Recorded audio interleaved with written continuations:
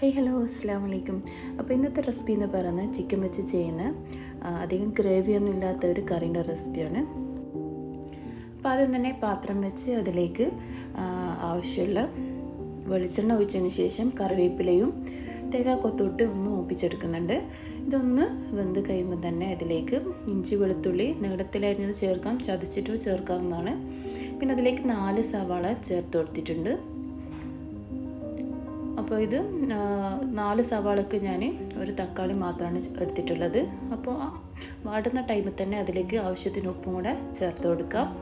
അപ്പോൾ സവാള നല്ലോണം വാടി വരുമെന്ന് വേണ്ട. അപ്പോൾ അത് വന്ന് ജസ്റ്റ് ഒന്ന് വാടി വന്നാൽ അതിലേക്ക് തക്കാളി കൂടെ ചേർത്ത് ഇതുപോലെ തന്നെ അടച്ച് വെച്ച് കഴിയുമ്പോൾ പെട്ടെന്ന് വാടി കിട്ടും.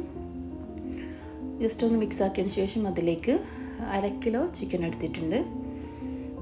അപ്പോൾ അതിലേക്ക് ആവശ്യത്തിനുള്ള കുരുമുളകും പിന്നെ കുറച്ച് ചേർക്കുന്നത് പെരുംജീരകത്തിൻ്റെ പൊടിയാണ് ചേർക്കുന്നത്. അതും കൂടെ ചേർത്ത് കൊടുക്കാം. നിങ്ങളെ എരിവിനനുസരിച്ച് കുരുമുളകിൻ്റെ പൊടി കൂട്ടുകയും കുറയ്ക്കുകയും ചെയ്യാം. അതിനുശേഷം നല്ലോണം ഒന്ന് മിക്സ് ചെയ്ത് ഇതിലേക്ക് വെള്ളം ഒഴിക്കാതെയാണ് ഈ ഒരു ചിക്കൻ്റെ കറി ഉണ്ടാക്കിയെടുക്കുന്നത്. അപ്പോൾ ഒരു ചിക്കൻ്റെ കറിക്ക് നല്ലൊരു ടേസ്റ്റും കൂടെ വരുന്നുണ്ട്. അതുപോലെ ഗ്രേവി കൂടിയിട്ടുള്ള കറിയല്ല, കുറച്ചൊരു മസാല പോലുള്ള രീതിയിലാണ് ഇത് ചെയ്തെടുക്കുന്നത്. പിന്നെ മസാല എന്ന് പറയുന്നത് കുരുമുളകും പെരുംജീരകത്തിൻ്റെ പൊടിയും, ആവശ്യമുണ്ടെങ്കിൽ ഇറച്ചി മസാല അജ്മീൻ്റെതോ ഏത് വേണമെങ്കിലും ഏത് ബ്രാൻഡിൻ്റെ വേണമെങ്കിൽ യൂസ് ചെയ്യാം. ഗരം മസാലയോ അല്ലെങ്കിൽ മീറ്റ് മസാലയോ ചേർക്കാം. അപ്പോൾ ലാസ്റ്റ് ഞാൻ ഇതിലേക്ക് കുറച്ച് അജ്മീൻ്റെ മീറ്റ് മസാല കൂടെ ചേർക്കുന്നുണ്ട്.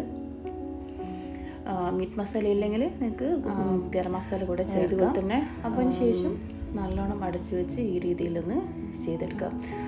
കാണുന്ന പോലെയല്ല, കഴിക്കാൻ നല്ല ടേസ്റ്റാണ്. അപ്പോൾ ഇതിപ്പോൾ ചപ്പാത്തീൻ്റെ കൂടെയും റൈസിൻ്റെ കൂടെയൊക്കെ കഴിക്കാൻ നല്ല ടേസ്റ്റാണ്. അപ്പോൾ എല്ലാവരും ട്രൈ ചെയ്ത് നോക്കി കമൻസൊക്കെ അറിയിക്കുക. സബ്സ്ക്രൈബ് ചെയ്യാത്തവർ എന്തായാലും ഒന്ന് സബ്സ്ക്രൈബ് ചെയ്യുക.